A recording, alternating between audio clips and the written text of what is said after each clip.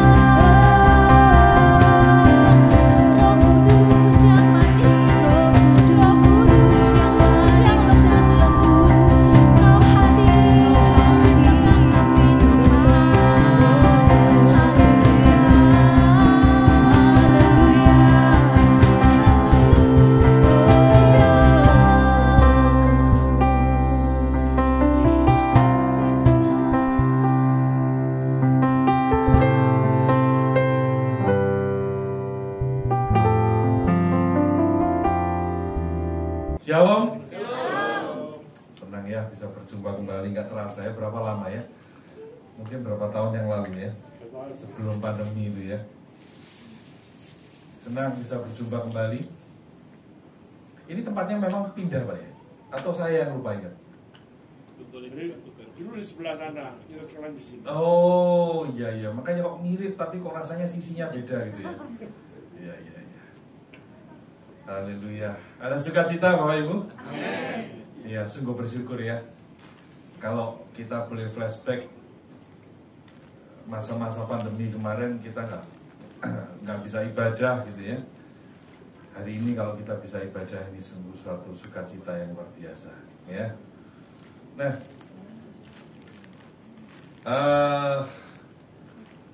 tadi sudah disiapkan ya, ada 2 volunteer ya. Oh iya, nanti ya, saya minta tolong.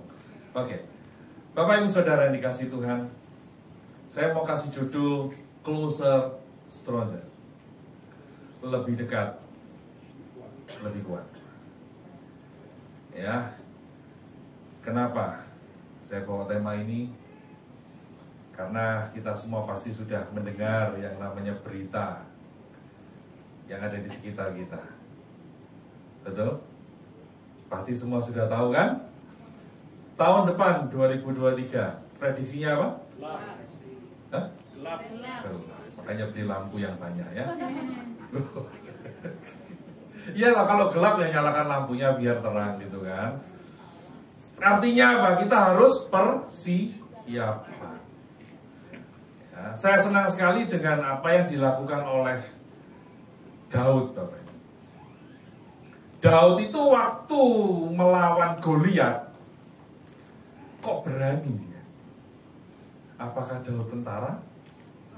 Apakah dia panglima perang? Apakah dia juara perang? Enggak loh. Kenapa dia berani? Daud maju dengan apa? Dengan iman, betul? Ya, betul ya? Ya. Tapi untungnya waktu itu nggak ada yang namanya iman ya, jadi iman nggak ikut waktu itu ya. Dia maju dengan iman, tapi jangan lupa Daud juga persiapan. Ya toh? Bukan maju dengan iman itu tak tabrak, yo kalah ya kan? Tapi dia nyiapkan apa? Batu yang licin. Ya, dia nyiapkan 5. Wah, ya. Ini loh, namanya balance ya.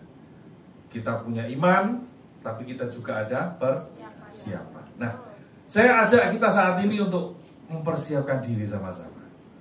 Ya, kalau mau dikatakan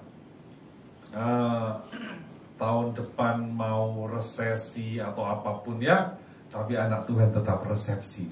Amin. Iya, buktinya tuh dipersiapkan di Bedugul kan, luar biasa. Kalau Desember di Bedugul berarti nanti mulai Januari luar biasa resepsinya, gitu kan? Oke, kita baca yuk. Mazmur 62 ya. Kita mau belajar pagi hari ini dari Mazmur 62 secara lengkap ya. Kita belajar eksposisi Mazmur 62. Untuk pemimpin biduan, menurut Yedutun Mazmur Daud, hanya dekat Allah saja aku tenang, daripadanya lah keselamatanku. Nah, yang bagus di terjemahan The Message dikatakan, God, the one and only, I'll wait as long as He says, everything I need, apa? Yang keras, comes from Him. So, keren ya terjemahannya ya. Nah, tadi yang main keyboard siapa tadi? Michael ya, mana Michael? Oke, sebentar ya. Michael maju depan dong, sebentar. Saya senang ini ya. Michael, Mike.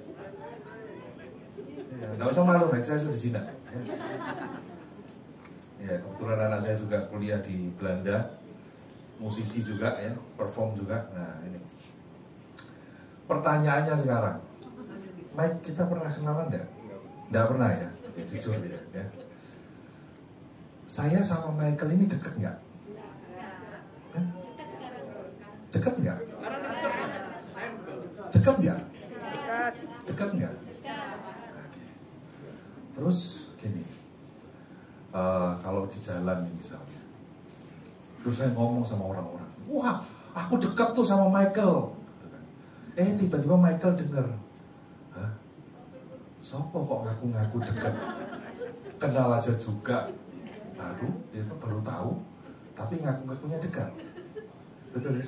Nah, tapi beda kan kalau saya sudah bergaul dengan Michael ini sekian lama, sekian tahun ya, sering hangout bersama, lalu sering apa? Makan bersama gitu ya. Nanti kita makan di mana? Udah tahu ya? Oke. Itu akan berbeda hasilnya ketika saya di luaran berkata, aku dekat loh sama Michael. Nangkap di sini? Oke, terima kasih Michael. Bapak Ibu Saudara, kalau dikatakan di sini hanya dekat Allah saja aku tenang. Pertanyaannya sekarang, sedekat apa kita dengan Tuhan? Ayo mulai mikir. Sudah berapa tahun kita ikut Tuhan? Sudah berapa puluh tahun kita ikut Tuhan? Bahkan mungkin ada yang dari lahir sudah Kristen. Tapi pertanyaannya yang harus kita jawab pagi hari ini, seberapa dekat kita dengan Tuhan?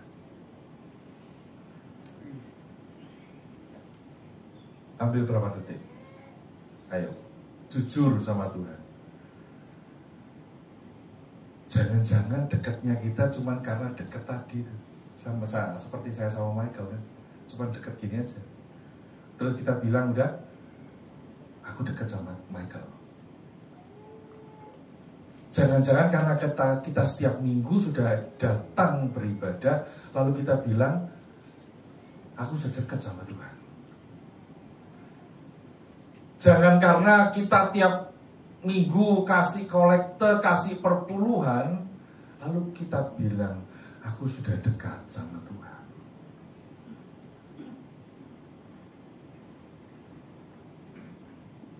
Jangan karena KTP kita tulisannya agamanya Kristen, lalu kita bilang kita dekat dengan Tuhan. Hanya kita yang tahu di mana posisi kita sekarang. Bukan karena kita di depan ya sudah jadi pelayan Tuhan,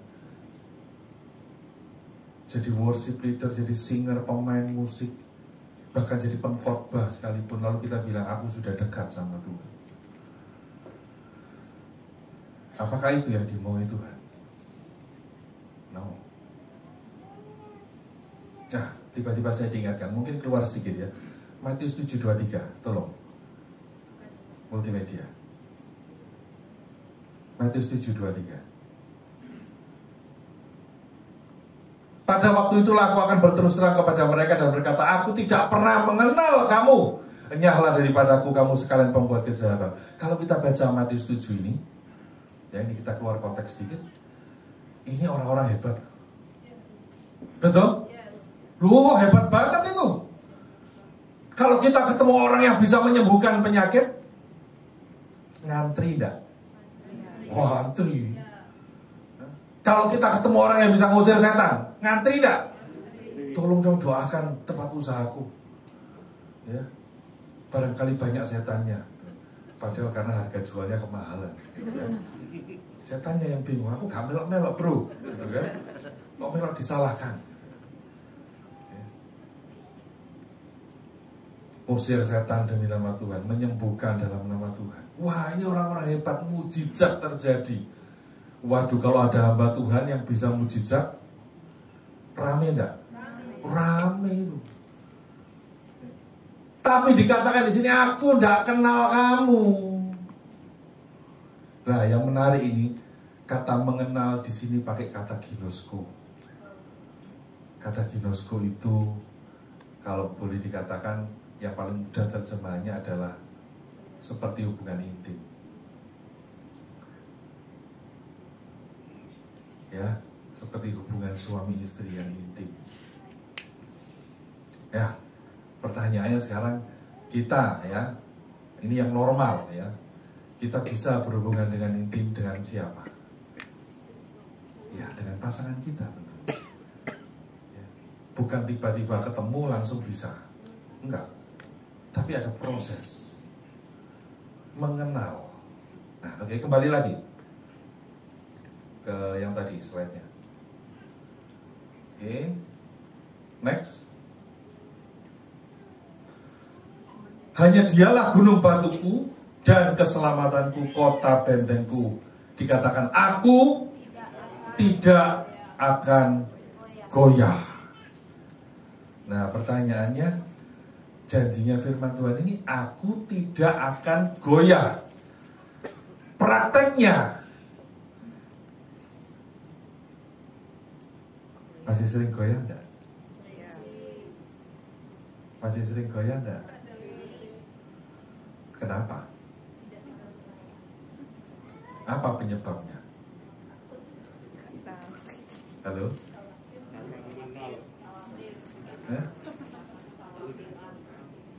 Karena menguat ya. Menguat tuh. Mengkhawatirkan maksudnya.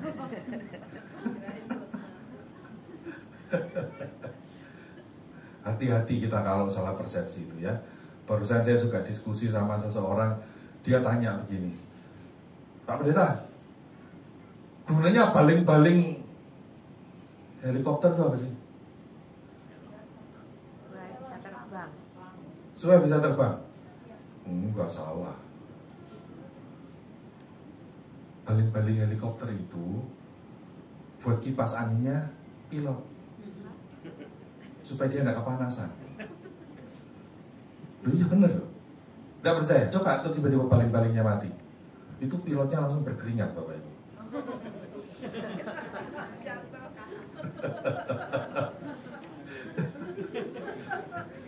Loh iya kan? Oh, itu kan tuh dinginkan pilotnya gitu loh, supaya tidak berkeringat gitu loh. Coba mati, langsung berkeringat itu pilotnya. Ya, keringat dingin ya toh. Keringatnya sesagung-jagung katanya gitu ya.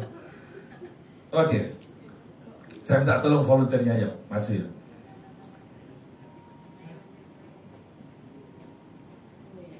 Iya. Tolong yang pria di kanan. Iya. Ngadep sana ya. Ini pegang. Iya. Cocok, lu jangan. Nanti ini gini dulu pegang. Aduh, saya banget Pak. Saya banget Pak. Bentar. Oke. Seringkali saya sebagai konselor, ya, seringkali itu nggak ada begini. Baru-baru ini ada yang profesinya maaf gigolo, ya. Pak, gimana caranya? Saya kok bisa? Saya ingin lepas, Pak. Ya. Ketika seseorang ini nggak bisa lepas, itu yang terjadi adalah ketika dia dekat dengan dosa. Kepingin lepas, tapi dosa ini dirangkul terus. Piye caranya lepas ya? Piye caranya lepas? Tapi apa? Dipegang erat-erat, ya, seperti balonku ada 5. Ya, ketika meletus balon hijau, hatiku sangat kacau. Setelah sekian lama saya tanya lagi, gimana perkembangannya? Saya sudah berhenti, Pak, tapi saya tidak ada penghasilan.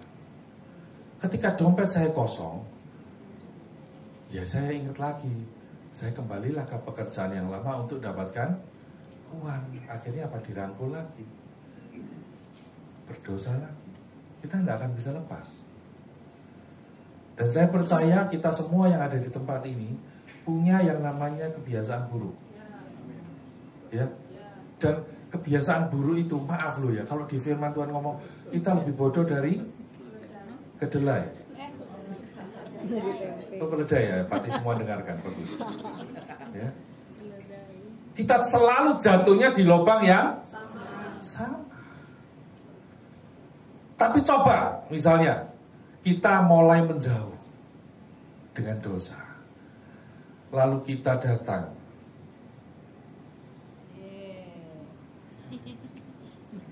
dengan kekudusan. Nah, kalau yang ini tidak saya rangkul ya. Virtual saja rangkulnya. Oke. Maka apa yang terjadi? Ketika kita dekat dengan kekudusan, kita rajin berdoa, kita rajin baca firman. Bukan cuma baca, merenungkan firman. Ya. Jangan cuma bangga, oh saya sudah selesai Pak, setiap tahun dari Kejadian sampai Wahyu. Bagus. Tapi jangan cuma itu. Kita harus masuk di kedalaman. Artinya apa? Mungkin saja kita satu hari itu cuma baca satu pasal, tetapi kita betul-betul merenungkan setiap perkataan Tuhan. Ya, sama seperti saya mau mempersiapkan firman ya untuk pelayanan, itu selalu di kedalaman. Mungkin saya cuma baca 2-3 ayat, ya, tapi banyak hal yang Tuhan ungkapkan dari 2 atau 3 ayat tadi. Yang kedua contohnya, nah tadi yang menguat tadi kan, ya, menguat, nah sering menguatirkan maksudnya, ya toh. Siapa di sini yang suka khawatir? Saya.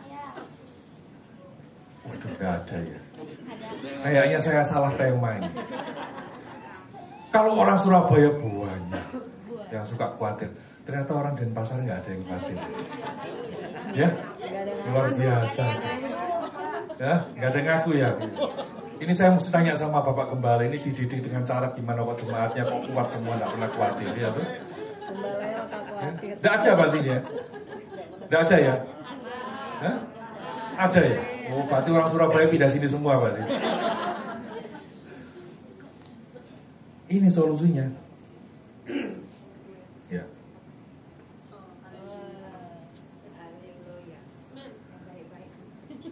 Iya, yang baik-baik ya. Nah. Ini suami istri bukan? Hah? Teman, tapi mesra? Enggak. Oh bukan. Oh adik. Oh iya. Adik ketemu gede bukan? Loh, kalau adik itu enggak mesti enggak jadi loh. Oh bukan ya? Ada di belakang calonnya Pak.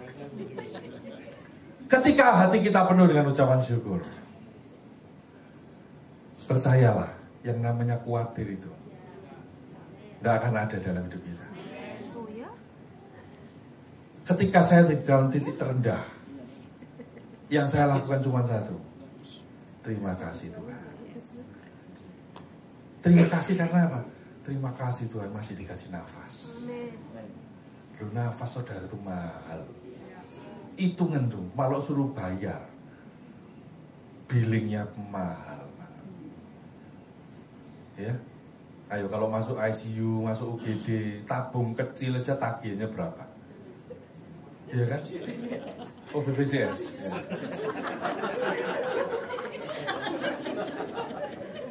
Sudah berapa tahun kerja di BPJS? Ya, saya berapa hari yang lalu tuh istri saya kebetulan lagi proses penyembuhan untuk GERD-nya ya.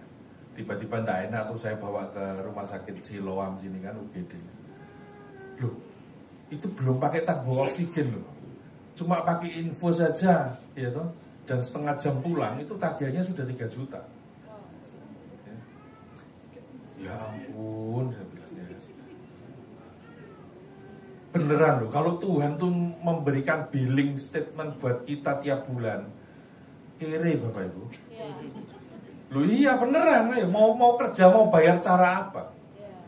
Ya, saya pulang dari Amerika 6 bulan, yang lalu saya stay di sana 6 bulan, pulang saya perawatan gigi, ya, itu perawatan gigi 2,5 juta. Tak hitung gigi saya ada berapa. Nah ini kalau ditagih sama Tuhan 2,5 juta satu, Bo, ya, habis berapa? Jadi kalau kita mau melihat sisi ini, banyak loh yang bisa kita syukuri. Kenapa sih kita tidak bisa bersyukur? Karena fokus kita kepada apa yang belum kita dapatkan. Ya, ketika aku pingin mobil tapi nggak dapat, isinya cuman khawatir. Ya. Dipaksakan terus duitnya cukup buat DP. Lalu yang terjadi tiap bulan khawatir apa? Mecicil. Bukan cuma cicilan, tapi mencicil. Do you know mencicil? Loh iya itu gara-gara cicilan mobil bisa mencicili anak, bisa menyicili suami atau istri. Giliran minta tambah uang belanja, nggak tahu ya ini buat nyecil mobil sudah berapa, nggak cukup. Wah, jadi itu kan mencicil, bukan cuma cicilan. Berikutnya, ya ini. Kenapa saya tulis dunia? Kalau kita mau perhatikan, Tuhan tidak pernah bilang untuk kita tinggal di dunia, tapi di bumi. Loh, dunia sama bumi beda. Dunia ini ciptaannya kita, manusia. Ya. Dunia ini sistemnya semua ciptaannya manusia. Semakin kesini, kalau kayak saya perhatikan ya, ngeri loh. Ayo, semua yang ada di sini pegang handphone. Nggak mungkin dalam. Iya. Butuh internet? Butuh. Saya mau tahu kalau internet itu shutdown, dunia kacau nggak? Ya itulah. Itulah salah satu, kalau kita mau belajar, itulah salah satu persiapan dari antikris yang sebenarnya untuk menguasai dunia dengan mudah. Ya. Saya ini pernah ngupload di Instagram saya tanpa location. Ya. Tiba-tiba karena Instagram saya itu memang connect dengan Facebook. Loh, Facebook itu sendiri yang mengumumkan saya di mana, di hotel mana. Nah, kurang ajar Pak. Loh, padahal saya ini tidak pernah ngomong-ngomong. Gitu. Pemiliknya Facebook aja tidak kenal saya. Loh, tapi dia bisa tahu saya ada di mana. Nah itu loh nanti. Kalau antikris yang sebenarnya sudah datang, kita mau sembunyi di mana, nggak bisa. Sekarang eranya listrik, betul? Mobil listrik, semua listrik. Itu loh arahnya ke sana semua. Nanti kalau semua di shutdown satu saat, dunia ini akan hancur. Ya. Nah, yang betul apa? Kita pindahkan hati kita ke surga. Amin. Ayo, kalau mau jujur hari ini, siapa yang tidak punya beban hidup? Ada? Ada enggak? Beban berat? Saya. Ini habis kuliner soalnya. Saya 6 bulan di sana makanannya bersih semua. Hari pertama langsung diare, Bapak. Ya. Kita semua pasti punya beban. Ya, kalau hari ini saya bagikan kertas semua, tulis beban. Pasti, Pak, nambah lagi kertasnya, Pak. Kurang. Ya. Oke, terima kasih. Silakan duduk. Di bawah aja buat kenang-kenangan. Melki dong. Mau Melki.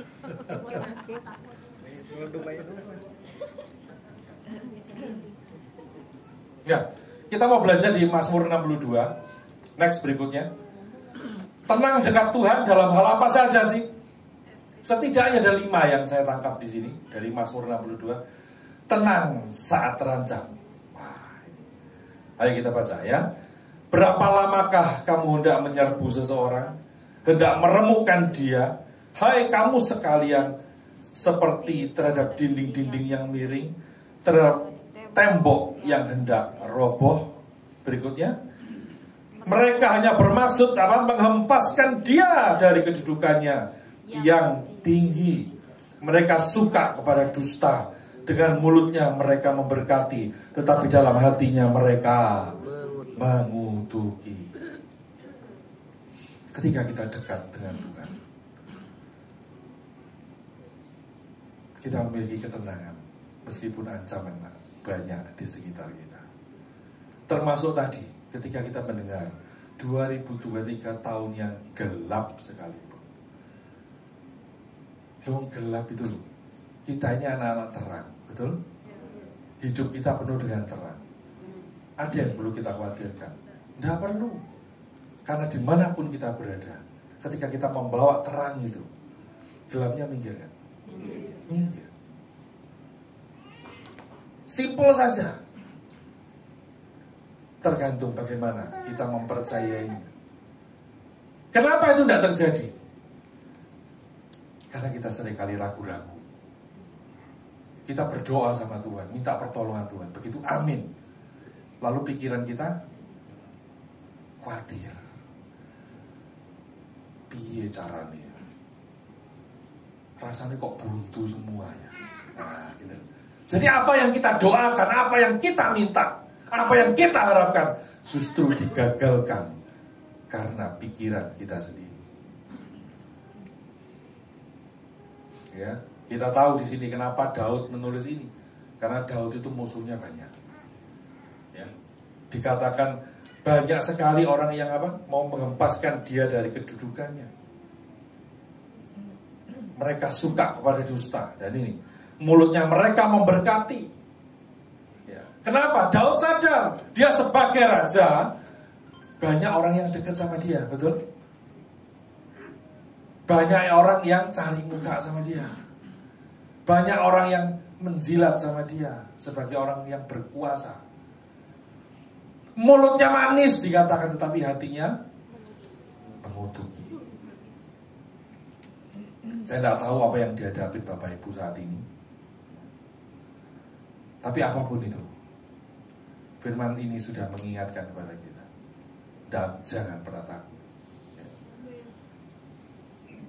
Kata dekat, ya, hanya dekat Allahku. Dekat ini pakai kata alelea, ya, itu artinya masuk ke dalam, menyatu. Jadi dekatnya bukan cuma berdampingan, dekat gitu aja, no. Ya, manunggal, betul. Ya, saya punya teman ini, mungkin ada yang tahu ya, Wong Heng Taylor di Surabaya, cukup terkenal itu. Dia ini kalau di ruang kerjanya dengan foto-foto dengan pejabat. Kenapa? Karena rata-rata baju-bajunya mereka dijadikan di Wong Heng. Bahkan foto PP-nya di WA dia berdampingan dengan Jokowi. Fotonya dekat sekali berdua. Tapi apakah itu yang dinamakan dekat? Ya, bisa tidak. Sejauh mana mereka saling mengenal, sejauh mana mereka berinteraksi. Dan sekali lagi, kalau hari ini kita datang beribadah, ya cuma buat store muka. Nanti kalau nggak datang ditelepon Pak Peter, nggak enak. Terus daripada ditelepon, wes datang lah. Ketawanya dari mana? Ya ibadah sambil update status. Ya, kalau ada pejabat gereja yang lewat, windownya dipindah ke Alkitab. Ya, kalau sudah tidak dilihat orang, pindah ke Instagram, pindah ke Reels, ya. Pindah ke TikTok. Waduh. Loh, ketika saya pelayan di Surabaya ada loh, ya, ini benar-benar ada dan nyata, bukan cuma ilustrasi. Lagi khotbah ngelihat drama Korea. Ya Tuhan.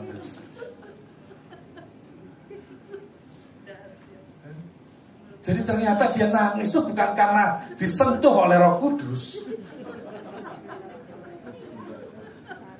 tapi karena ya, aktor kesayangannya lagi mengalami sesuatu. Aduh, itu nyata. Dan waktu ditegur apa yang terjadi? Bertobat. Wow. Pindah gereja. Ya. Ini loh yang menyedihkan.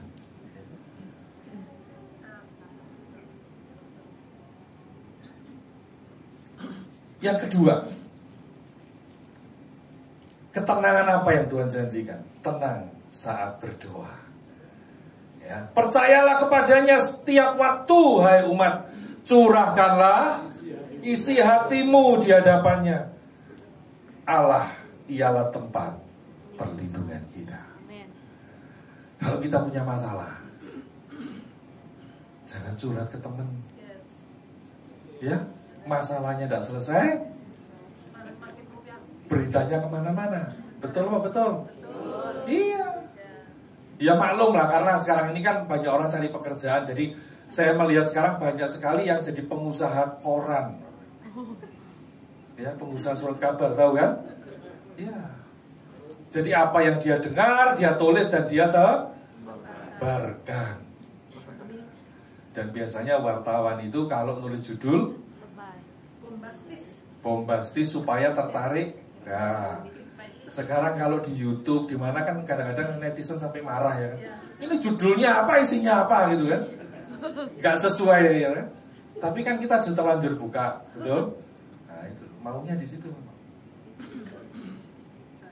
Nah, seringkali kan gitu-gitu, apalagi komunitas gereja, iya kan? Sekali lagi nih saya cerita gereja di Surabaya.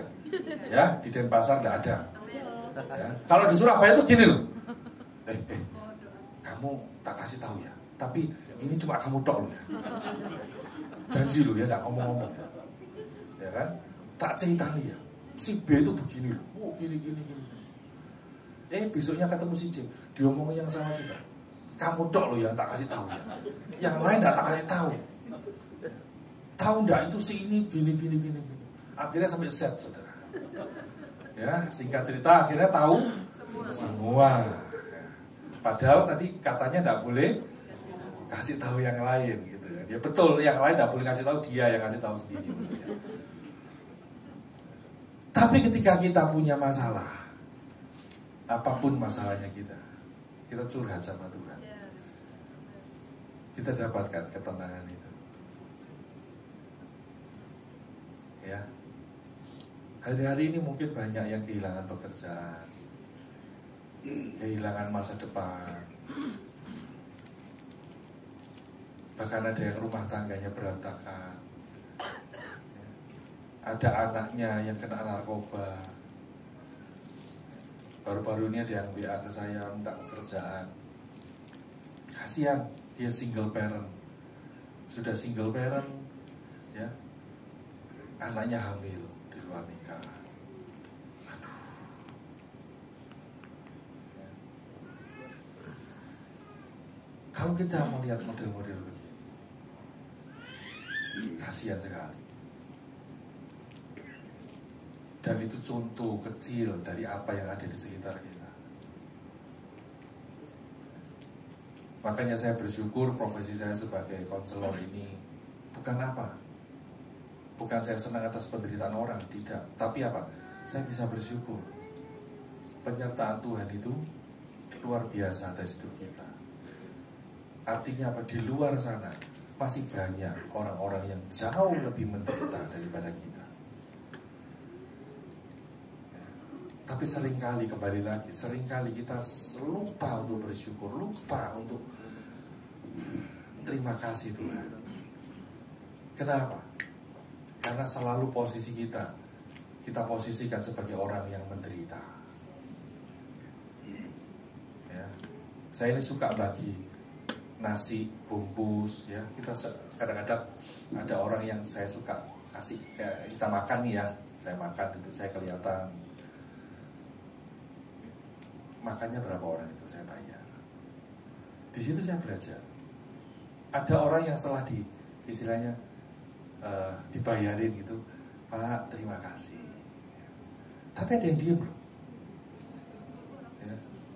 Ada yang enggak, ya diem aja. Karena apa? Kenapa yang diem itu diem aja? Karena dia merasa dia orang yang enggak punya, dia orang miskin, dia orang yang menderita. Ya, kalau ada lagu sepiring berdua, dia sepiring berempat, paling menderita. Jadi ketika ada orang yang ngasih ke dia merasa apa? Ya udah memang jatahku, aku berhak terima itu. Nah jangan sampai sikap ini ada di dalam hidup kita, di hadapan Tuhan. Kita sudah terima banyak kebaikan Tuhan. Tapi kita merasa ya memang aku sudah layak lah Tuhan terima itu. Tiap hari kita bisa nafas, ya udah layak lah, namanya orang hidup ya nafas lah Tuhan. Lalu kita tidak bisa bersyukur. Kalau hari ini kita diberi pasangan, diberi keluarga, diberi anak, diberi tempat beribadah termasuk saat ini, ya lumrah lah. Ya, Pak Peter buka gereja, aku datang, ya lumrah lah. Tapi pernah enggak kita bilang, Pak Peter terima kasih, kita boleh ibadah di sini setiap minggu. Sama pasangan kita pernah enggak ngomong gitu? Terima kasih ya, sudah nemenin aku. Halo? Sering ya? Luar biasa. Kalau pas suaminya ngasih uang belanja ke istri, ya betul Pak, betul. Kok betul tuh yang mana yang betul? Terima kasih ya Pak, Tuhan yang memberkati. Atau terima kan? Lah kan tambahin, kurang. Enggak. Enggak ya, untuk tapi di Surabaya banyak. Di sini enggak ada ya? Enggak ada, Abang ada yang ngaku. Ya? Cari sendiri soalnya. Ya? Cari sendiri. Lah, sudah enggak beri curhat ya. Belum sesinya ya, nanti konseling pribadi saja ya. Yang ketiga, ketika kita dekat dengan Tuhan, tenang saat penghakiman. Wah ini, hanya angin saja orang-orang yang hina, suatu dusta saja orang-orang yang mulia. pada neraca mereka naik ke atas. Mereka sekalian lebih ringan daripada angin. Ini loh dikatakan apa? Semua itu arti Tuhan mau bilang begini loh. Kita mau mungkin kita merasa jadi orang yang hina. Mungkin kita merasa jadi orang yang hebat, orang yang mulia. Dikatakan apa? Hanya angin saja orang yang hina. Ya, hanya suatu dusta saja orang-orang yang mulia. Kenapa? Ya, saya hari Jumat kemarin kebetulan mengisi dan judulnya adalah talenta. Talenta itu adalah pemberian Tuhan. Maka kita harus bersyukur. Ya.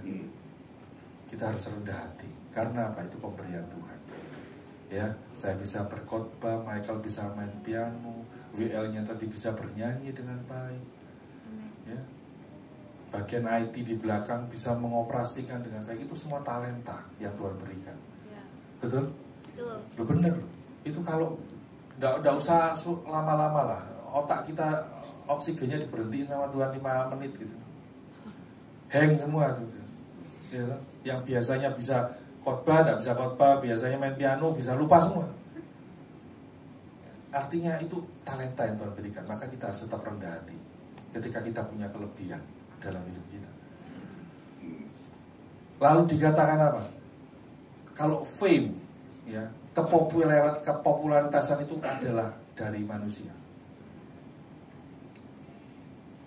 Ya, biasanya kan mengikuti ya. Kita punya talenta, kita bisa tunjukkan talenta kita, lalu kita terkenal. Betul? Nah, ini beda. Talenta dari Tuhan, kalau popularitas dari manusia. Lah, yang ketiga yang bahaya. Kesombongan itu dari dalam diri kita sendiri. Hati-hati. Ya. Karena seringkali apa yang Tuhan berikan dalam hidup kita, talenta tadi, membuat kita terkenal, membuat kita dikenal. Lalu apa? Kita sombong. Nah, padahal dikatakan yang mulia itu adalah dusta. Ya, mau sehebat apapun kita, nothing. Di hadapan Tuhan kita semua sama. Ya, status tidak membedakan di hadapan Tuhan. Ya. Tapi ketika ditimbang, dikatakan apa? Lebih ringan daripada angin. Sudah berapa banyak kita dengar firman? Setiap minggu kita dengar firman. Mungkin Senin sampai Sabtu kita sambil di mobil dengar firman juga. Mungkin kita sambil masak kita juga dengar firman. Istri saya ini setiap hari itu handphonenya tidak pernah lepas dari firman. Terus dia dengarkan. Nah, tapi pertanyaannya, sudahkah kita menjadi pelaku firman? Ya, kalau cuma hobinya dengar firman, ya percuma. Tapi ketika firman yang kita dengar itu kita lakukan, kita hidupi, maka kita akan dapatkan ketenangan nanti saat penghakiman. Ya, kita Wahyu dikatakan kita bisa berdiri tegak di hadapan Tuhan. Betul ya? Ya. Saya pernah suatu ketika di Amerika saya kerja di restoran gitu ya. Sempat saya kerja di restoran. Tiba-tiba ada polisi datang. Ada 3 mobil. Ya karena kita tidak ada salah, kita tidak perlu takut. Betul ya? Tapi ternyata di belakang itu ada teman kerja yang tiba-tiba lari dari pintu belakang, melarikan diri entah kemana, dan sejak itu dia tidak kembali. Nah dari sini kita bisa tahu, kalau kita tidak melakukan kesalahan, nanti di hari penghakiman kita tidak perlu takut. Tapi sebaliknya, kalau banyak kemunafikan yang kita lakukan selama kita hidup, percaya saya, nanti di sana saat penghakiman kita akan takut.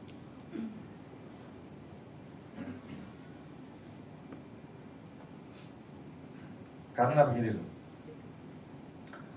kadang-kadang sekarang gereja itu ya, gereja ini bukan lagi melawan kejahatan, tapi gereja akan melawan kebaikan. Pernah mikir enggak?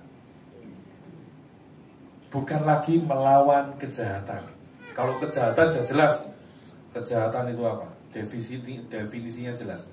Tapi kalau kebaikan, ini yang susah. Saya mau tanya, orang yang ateis itu ngajarkan kebaikan? Ya. Itu loh lawannya kita.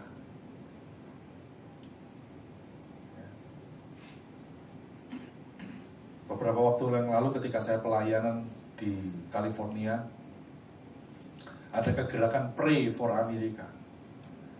Ya. Saya tidak bisa jelaskan di sini ya. Tapi intinya begini. Banyak hal-hal yang baik, tapi itu jauh dari kebenaran. Apa yang baik belum tentu benar. Ya. Ini yang harus menjadi agenda buat kita semua. Sekali lagi bahwa gereja itu saat ini melawan yang namanya kebaikan. Perkawinan sesama jenis itu mereka bilang kebaikan.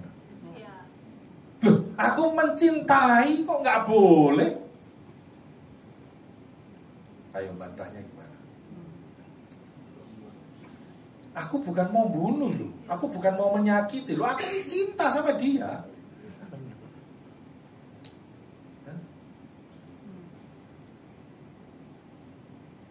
Buat yang orang tua yang punya anak-anak suka main game, hati-hati. Pernah dengar itu? Ada seorang yang kecanduan game, lalu akhirnya dia menikah dengan salah satu aktor di game itu. Secara virtual. Pernah dengar itu? Ini terjadi. Dan yang menghadiri itu jutaan gamers di seluruh dunia. Mereka menikah secara virtual. Wow. Di sini ibu-ibu udah bingung kalau tiba-tiba anaknya, "Ma, aku mau kawin. Sama siapa? Mana calon mantuku?" Ditunjukkan di handphonenya. Kalau terus anaknya download berarti kan. Ngeri Bapak Ibu ya. Oke, kita lanjut dulu. Yang keempat, tenang saat kelimpahan.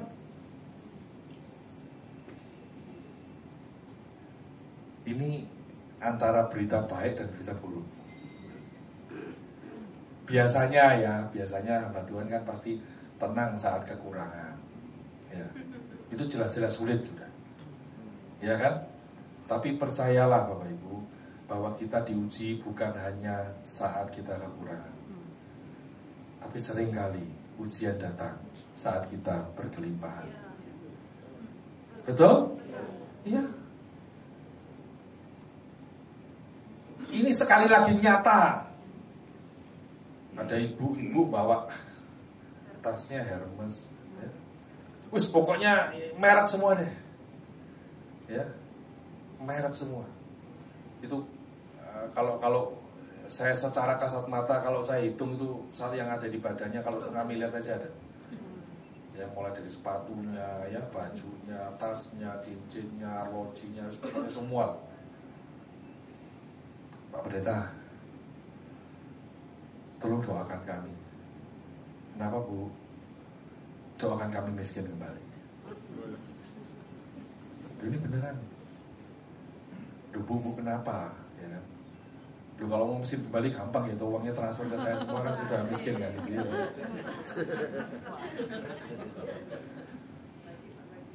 Dia bilang, aku kehilangan suamiku Pak. Dulu waktu kami miskin, dia setia. Ya. Begitu sukses, investasi di mana-mana, Pak. Ya. Dia melakukan firman, Pak, memenuhi bumi, anak cucu. Ngerti maksudnya? Nah, pinter-pinter di sini. Dan itu yang terjadi, dan bukan level yang sudah punya pabrik baru begitu, enggak. Baru dari sepeda ontel terus bisa kerja sepeda motor, sudah gandeng perempuan lain kok. Artinya apa? Yaitu dicobai waktu kelimpahan. Baru enak sedikit sudah. Nah. Lalu kalau saya dipanggil pendeta, dia bilang, enggak lah Pak, saya ini kan cuma membantu. Membantu gimana? Ya jumlah penduduk yang perempuan kan jauh lebih banyak daripada laki-laki. Kasihan Pak yang enggak punya pasangan itu kan.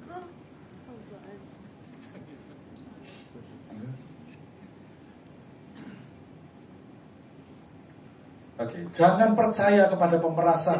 Janganlah menaruh harap yang sia-sia kepada perampasan. Apabila harta makin bertambah, janganlah hatimu melekat padanya. Ya, ini. Kita percaya ketika kita ikut Tuhan, ya, semuanya diatur oleh Tuhan. Amin. Ya. Termasuk kelimpahan, termasuk kekurangan kita, termasuk istilahnya proses-proses yang enak, proses yang tidak enak, semuanya Tuhan yang atur. Dan percayalah itu semua mendatangkan kebaikan. Ya. Tahun 99 saya kena PHK saya kerja di bank, saya kena PHK, saya tidak punya pekerjaan. Sesaat itu saya merasa gini, Tuhan, aku setia melayani kau, kenapa aku tiba-tiba kehilangan pekerjaan? Aku punya istri, punya anak, dikasih makan apa? Tuhan, tiba-tiba stop, berhenti, gak ada penghasilan. Tapi kalau tidak ada hari itu, ya, hari ini saya tidak punya kebebasan waktu, tidak punya kebebasan finansial. Ya. Artinya apa? Proses yang tidak enak sekalipun tadi itu, someday kita bisa berkata, wow, Tuhan baik. Makanya hari ini kalau ada proses yang tidak enak, jangan apa? Ya, siapalah namanya itu ya, dan ngerti semua. Tetap bersyukur dengan keadaan kita, ya. Ya, yang kelima, yang terakhir, tenang saat. Iya, ini jujur saya tidak menemukan bahasa yang tepat. Saya pakai kata ikhlas. Ya, satu kali Allah berfirman, dua hal yang aku dengar, bahwa kuasa dari Allah asalnya, dan daripadamu juga kasih setia, ya Tuhan. Sebab Engkau membalas setiap orang menurut perbuatannya. Ayo di sini siapa yang suka kesal sama orang? Tidak ada ya. Kalau saya pelayanan di Surabaya banyak. Ya, sini tidak ada orang Surabaya kan ya? Nanti saya takutnya dicegat di tempat saya. Kamu sudah menjelekkan nama orang Surabaya. Kita Surabaya loh Pak. Hah? Saya Surabaya loh. Oh gitu ya. Tapi tidak tahu alamat saya kan, aman kan? Di sini sudah jelas gitu kan, bahwa Tuhan itu adil. Satu sisi ada kuasa, satu sisi juga ada kasih setia. Jadi Tuhan itu adil, ya. Sama seperti kita berdosa, ketika kita minta ampun, diampuni nggak? Diampuni. Itu kasih setia Tuhan.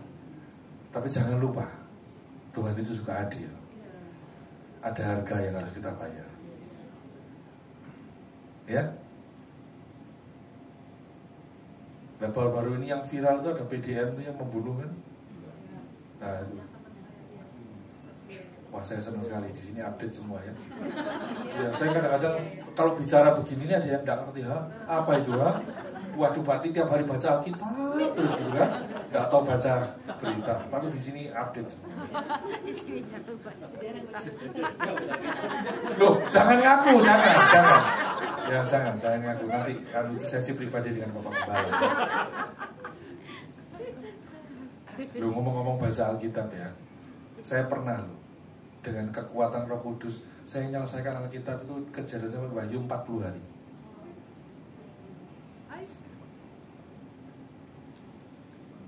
Saya pingin ulang itu nggak bisa, karena memang waktu itu saya minta Tuhan beri saya kecepatan, dan Bapak Ibu tahu dengan kecepatan yang ada, saya buka Alkitab, saya baca, yang keluar air mata saya. Saya cuma gini, Tuhan, aku ingin tahu secara utuh Kejadian sampai Wahyu dalam waktu yang singkat. Dan itu saya dikasih kekuatan sama Tuhan. Kenapa saya ngomong saya dikasih kekuatan? Karena hari ini saya mau coba lagi, nggak bisa dengan kecepatan itu. Tapi artinya gini, ketika kita baca firman, ya, ada sesuatu hal istimewa yang kita dapatkan dari Tuhan. Yaitu apa? Waktu di dalam keseharian kita seringkali bingung memutuskan. Ada yang ngalamin itu. Tuhan, aku pilih ini apa ini ya? Aku harus begini atau begitu ya? Tuhan, aku ada di perempatan, aku mesti lurus, mesti mundur, mesti ke kiri atau mesti ke kanan. Ada yang ngalamin seperti itu? Ada. Dan saya sering kayak begitu. Tapi ketika firman itu hidup dalam hidup kita nggak perlu nabi Tuhan yang ngomong, sini Tuhan bicara sama kamu. No. Kalau firman itu sudah ada dalam hati kita, Roh Kudus sendiri yang nuntun kita. Kesini.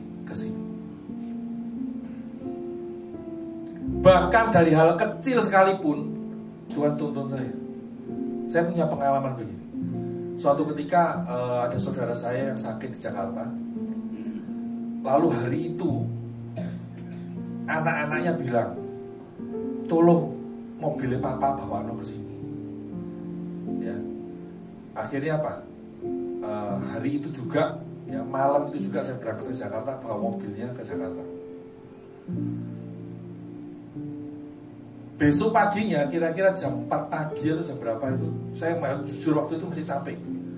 Tiba-tiba saudara saya ini anfal, ya, harus ke rumah sakit. Singkat cerita, saya langsung bangun, ngantar ke rumah sakit. Nah, karena itu masih pagi, ya, saya lupa bawa kacamata, ya, saya cuma bawa handphone. Waktu keluar dari rumah sakit, saya baru sadar, Bapak Ibu. Nah, oke, tadi waktu ke rumah sakit 2 mobil, ya. Saya ngikutin mobil ini, saya membawa saudara saya. Begitu keluar, pulang, saya kan sendirian. Nggak pakai kacamata. Ini kalau sudah nggak pakai kacamata, saya nggak bisa baca. Saya baru nyadar, ini rumah sakit tadi sebelah mana? Karena tadi saya kan ngikuti, ya. Dan itu cukup jauh. Tinggalnya saya di Pondok Indah, rumah sakitnya sekitar Jakarta Timur, jauh. Selatan sama timur cukup jauh. Habis itu saya coba untuk lihat kontak, ya kan? Saya punya telepon dari supirnya saudara saya. Saya coba telepon. Ini di jalan apa? Saya harus kemana? Dan puji Tuhan, pulsa saya habis. Ya ketepaan tuh ya. Pulsa Anda tidak mencukupi. Sudah, waktu itu saya belum pakai mobil banking BCA yang bisa ngisi pulsa secepat itu. Bingung enggak? Jalannya enggak tahu di mana, mau buka handphone juga enggak bisa, mau lihat enggak jelas. Saya berhenti. Tuhan, aku mau pulang. Tuntun saya. Kemana saya harus mengarah? Dah, saya nyetir. Kanan, kiri, apa, pokoknya saya sampai akhirnya saya menemukan jalan yang saya tahu. Ya, karena sebagian besar Jakarta saya hafal. Sampai akhirnya saya menemukan jalan yang saya tahu dan saya bisa pulang sampai Pondok Indah. Besoknya saya pikir itu kebetulan. BE ngawur-ngawur bisa nyampe toh? Ya bisa aja. Besoknya saya pakai supir, dia yang bawa. Saya masih ingat namanya orang kesasar kan ingat view-nya. Dan ternyata betul. Yang saya lewati dan yang supir itu lewati adalah itu jalan yang tercepat dan itu menuju pulang. Nah ini salah satu contoh kecil. Salah satu contoh kecil. Ya, kenapa saya bilang kecil? Karena ini tidak mempengaruhi kehidupan kita, tidak mempengaruhi keselamatan kita, tapi nyata. Penyertaan Tuhan itu nyata dalam hidup ini. Dan saya rindu, ya, kita semua saat ini bisa mengalami hal yang sama. Ya.